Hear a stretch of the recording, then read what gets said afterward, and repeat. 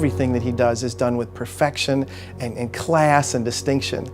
And that's what I think of Mike DeGrandis. Mike is an ambassador and an example of the school.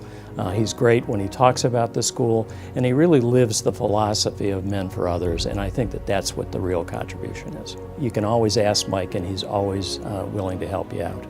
At Ignatius, he was involved in numerous community outreach programs, countless hours of volunteer activity, culminated in him being on the Board of Trustees, and he shaped the direction of the school.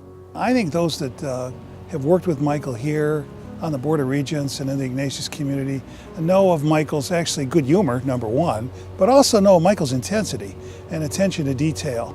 Michael was just a hard worker, conscientious, always humble.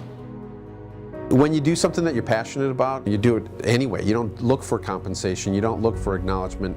It's how you derive a certain amount of pleasure and satisfaction. And I know for a fact that the amount of time that Mike's put into whether it be Ignatius or other endeavors or charity work or work, what have you, he's done it because he's passionate about it. As he was yearbook editor-in-chief, he put together this tremendous book with Fritz Heinel and the rest of the staff.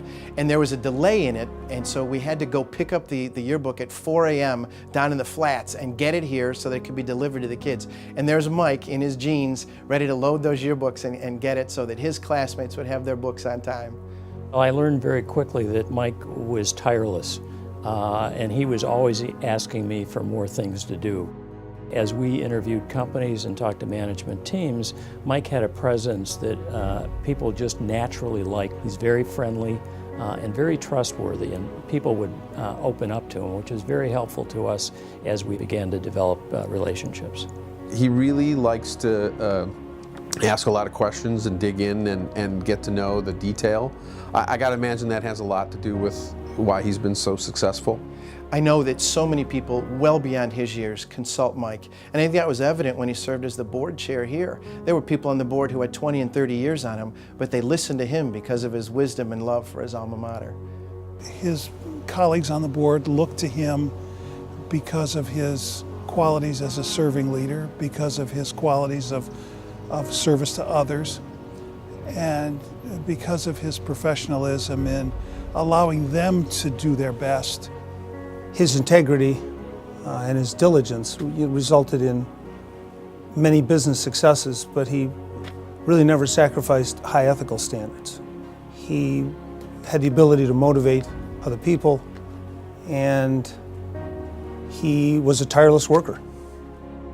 Michael brings others to him by virtue of his passion and compassion for a cause. Michael believes in St. Ignatius High School. He will be thrilled that he received the award. I mean, he didn't get involved in the school and in the furtherance of this Jesuit mantra for accolades. He did it because he's really truly a man for others.